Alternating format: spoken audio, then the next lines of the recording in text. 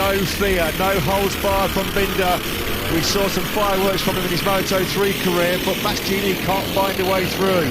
Aleix Espargaro right in context, but there's three abreast into turn 12. Bastianini in the sandwich, and he's the one that comes out on the wrong side of it. Binder got through, likewise Aleix Espargaro. Bastianini surrendering crucial championship points here. Now Brad Binder goes through at turn 13. Won the last lap. Oliveira is your race leader. His advantage over the line was cut down to 2.8 seconds to Fabio Quartararo.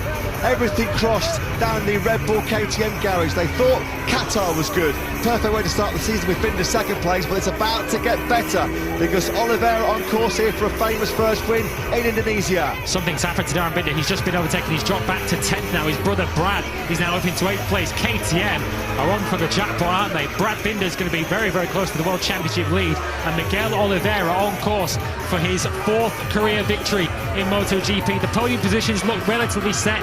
Johan Zarco took a couple of tenths out of Fabio Quartararo on that last lap, but that was more than enough for him to pull clear of Jack Miller. Miller looks safe in 4th with the Suzukis in 5th and 6th, but no one so far has been able to keep the pace of the magnificent Miguel Oliveira, who's just a few corners away now from a crucial and very well-deserved victory. Into turn 12 then, just got to keep his focus, keep his concentration.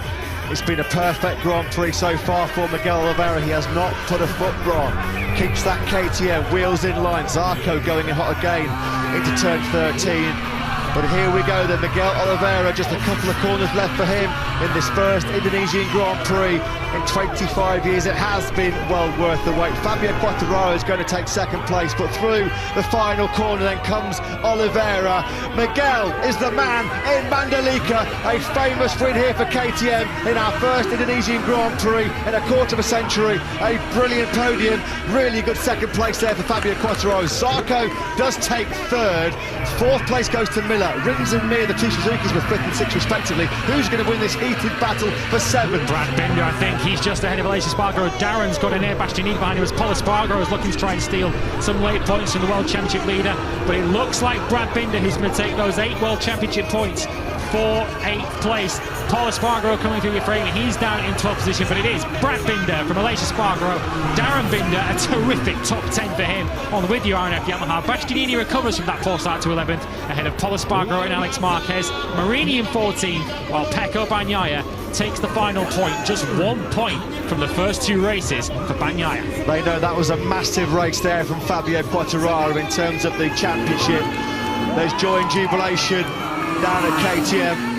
What a race by Miguel Oliveira, his crew chief there, Paul Travadden. He's buzzing, absolutely brilliant performance. A pocket of Portuguese fans here in Indonesia as well. They're everywhere, aren't they? And the Portuguese fans. That was a brilliant ride by Miguel Oliveira.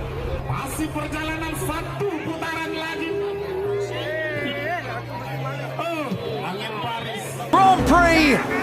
It's lights out and away we go.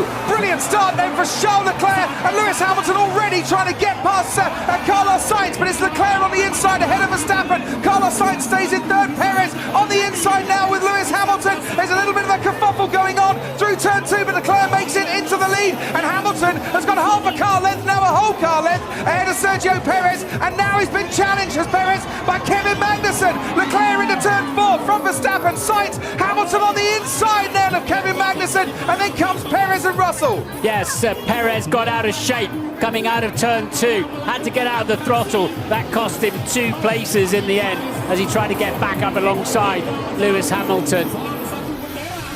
Meanwhile, the FIA stewards have decided Esteban Ocon should be given a 5-second penalty for causing a collision. That, I think, goes along with what the FIA were saying from those guidelines.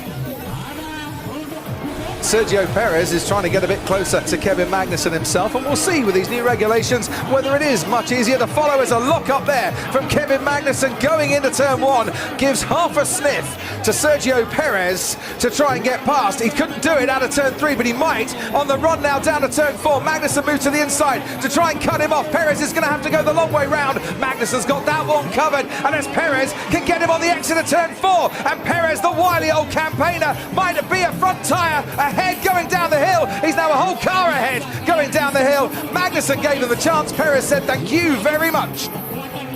As Sergio Perez there getting... That's Hamilton and Paris. Look, Hamilton's got DRS here. He's going to have a go into turn 4. That is an awful lot easier than it might have been this time last year. A Red Bull and a Mercedes going wheel to wheel into turn 4. Perez stays within the white lines. Max Verstappen couldn't manage it 12 months ago. Perez up to 4th place. Lap 17, and the fastest lap of this race goes to Max Verstappen, who's going now for the lead of the race, and in a shower of sparks makes his way into turn 1 ahead of Charles Leclerc. Tried to get past Leclerc as he came out of the pits, had to wait a lap, but now can Leclerc with DRS get back at Verstappen? We're heading towards turn 4. This has been a bit of a problem for these two in the past. No problem this time for Charles Leclerc. Can he stay on track? And it's just as he retakes the lead from Max Verstappen. And Leclerc immediately tries to move around to break the slipstream. And you can do that gently once or twice, but you can't do it at the last moment. And has he covered He's doing it again, he's going for it again, Max Verstappen, and he's got a quarter of a car length in front. Now they come out of turn 2, and he's got a couple of car lengths in front, Max Verstappen. That was so far back, but once again, Leclerc's got the DRS. This time he's got the inside line, forces Max a little bit wide, goes into turn 4. Leclerc, for the second lap running, has retaken the lead and has come out of turn 4 ahead. This is absolutely epic.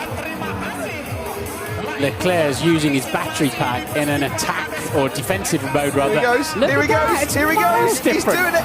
It's miles different. Oh, that's a big old lock-up, Max. Well, this time he locks up, and you hear the cheers of the crowd, who are absolutely loving this under the lights in Bahrain.